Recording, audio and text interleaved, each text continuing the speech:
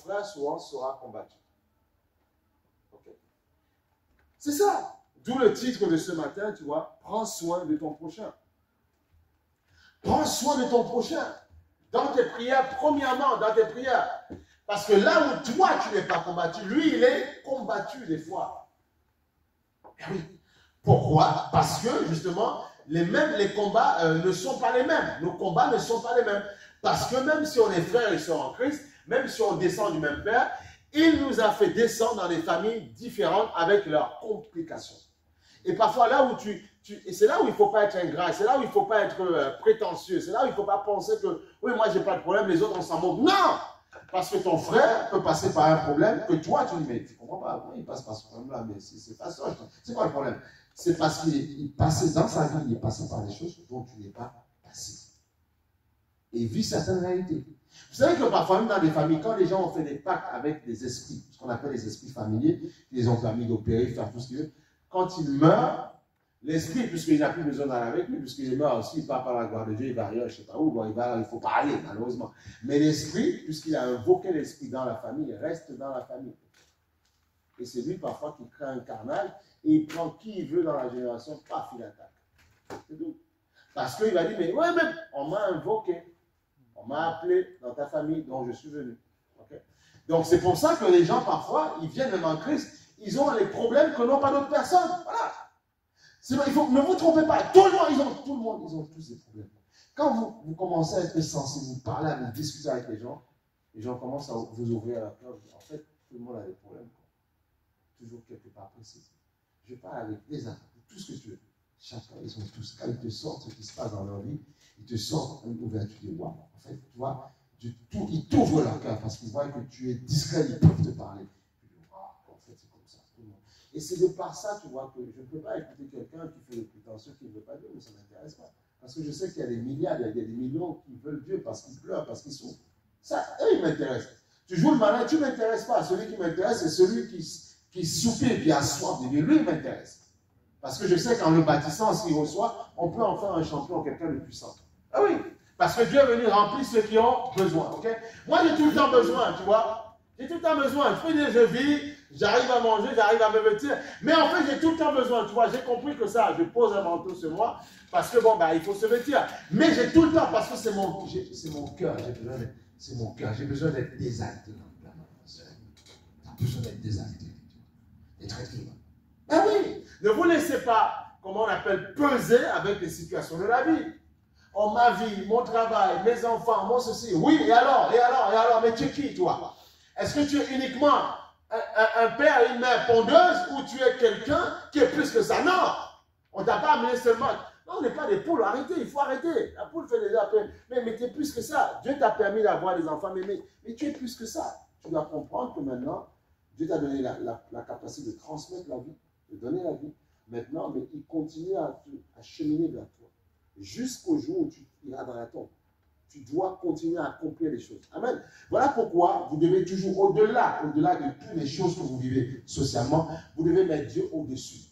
Alors, Dieu au-dessus ne veut pas dire qu'il ne faut pas s'occuper de ces choses. Mais Dieu au-dessus, vous saurez mieux vous occuper de ces choses. Ah oui. Vous saurez être présent, vous saurez le faire. Parce que n'oubliez pas, chaque être humain a ses challenges, a ses combats. Et souvent, c'est ce qu'on ne veut pas comprendre, on ne veut pas l'accepter. Et quand ça tourne au vinaigre, on commence à critiquer, on commence à juger, on commence à mal parler. Mais Dieu dira, c'est ta faute, tu es devenu commère parce que tu n'as pas compris qu'il fallait te protéger en moi et aimer les autres avec moi. C'est ça, c'est juste ça. Amen. C'est juste ça. C'est le secret. Mais le diable est tellement malin quand on dit ça, oui, il dit, ouais, il ne faut pas aimer les êtres humains, il est méchant. Mais il faut comprendre, il faut grandir un petit peu, il faut grandir. Il faut grandir un peu. Les gens ne veulent pas, il faut grandir, il faut comprendre ce que l'évangile dit. Okay? On va aller sur Galates chapitre 6, verset 1. Il faut grandir, il faut grandir, il faut grandir. Tu soutiens ton prochain. Parfois, tu es à l'école, tu vois ton ami ne connaît rien du tout, il a du mal. Tu l'aides un petit peu, tu prends 2-3 minutes. Tu lui montres un petit peu comment il faut faire. Tu prends le temps de lui expliquer. Voilà. C'est ça, prendre soin de ton prochain. Parfois, on ne pense qu'à soi. Nous, on est arrivés, on s'en moque des autres. Non, on ne s'en moque pas. Tu prends soin de l'autre. Voilà. Tu l'aides. Il doit partir sur tes épaules. Et demain, il te remerciera. C'est comme ça. Parce que c'est comme ça. Il ne faut pas penser qu'à soi. C'est pas bon. C'est pas de Dieu. Avec Dieu, c'est le partage. On partage la connaissance. Galates chapitre 6, verset 1, il dit ceci. Frère, si un homme vient à être surpris en quelque faute, Galates chapitre 6, verset 1, si un homme vient à être surpris en quelque faute, vous qui êtes spirituels, redressez-le avec un esprit de douceur. Ok? On redresse avec un esprit de douceur. Voilà. On ne dit pas, ouais, moi je suis saint, toi tu es un sale pécheur. Non! Tu redresses avec un esprit de douceur. Tu comprends que tu aurais pu avoir la même erreur. Tu le comprends. Maintenant, tu le sanctionnes, tu lui parles, tu le redresses, tu fais comprendre que oui, mais c'est pas bien de faire comme ça. Mais tu ne penses pas être au-dessus des autres. Okay.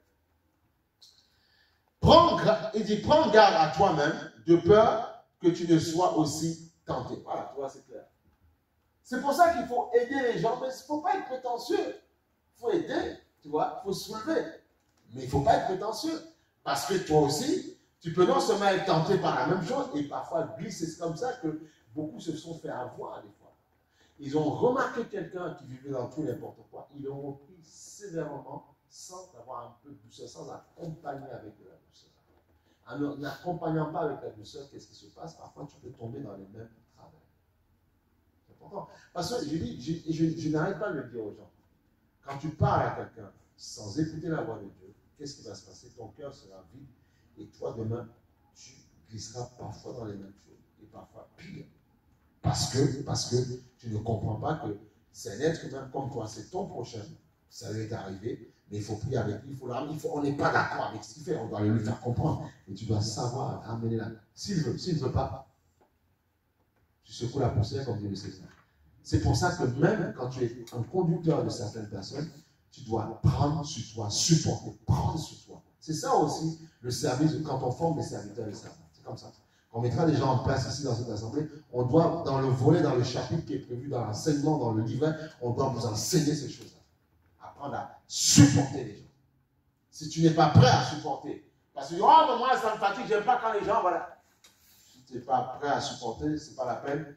Reste assis comme un bien-aimé tranquille, adore le Seigneur, c'est suffisant pour toi.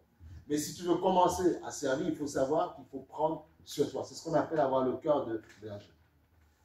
Tu vois, c'est ça. Tu vois, par exemple, même dans une entreprise, tout le monde n'est pas formateur. Il y a des gens, quand un nouveau arrive, par exemple, on sait avec qui on va positionner parce qu'on sait que lui, il va pas, il connaît son boulot, mais il ne va pas bien former. Parfois, il va amener, il va dire, ouais, mais il va amener parfois, il y a des gens, parfois, en formant les autres, il dit, ouais, mais tu sais, tes services, ils sont comme ça, ils sont comme ça. Alors, ils critiquent, mais à fond, tu vois. Du coup, ce n'est pas constructif. Du coup, les gens comme ça, on ne leur donne pas de former l'autre parce qu'on sait qu'ils vont détruire le nouveau. Voilà.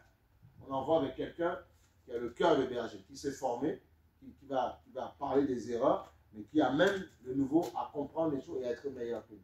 Et souvent, certains, ils vont former, ils savent qu'ils ne sont pas bons, ils sont bizarres, et ils veulent rendre la même personne plus bizarre. Voilà pourquoi le Seigneur dit, vous parcourez la terre, et non seulement vous n'êtes pas sauvés, vous amenez les autres en enfer. Il dit, maudit soit, il dit à un pharisien, vous parcourez le monde entier, vous allez sur les âmes, mais vous les rendez pire que vous. Tu vois, donc ils ne font pas le travail de berger. C'est important de faire le travail de berger. Tu dois rendre l'autre meilleur. Okay? C'est important. Rendre l'autre meilleur. C'est comme si, par exemple, demain, dans une entreprise, tu t'en vas, tu as fini ta mission, mais tu dois former celui qui vient derrière. Tu lui donnes tout. Tu ne fais pas de la rétention d'informations. Et en fait, on est plus heureux quand on donne à l'autre. Il y a plus de bonheur à donner qu'à recevoir. C'est ce que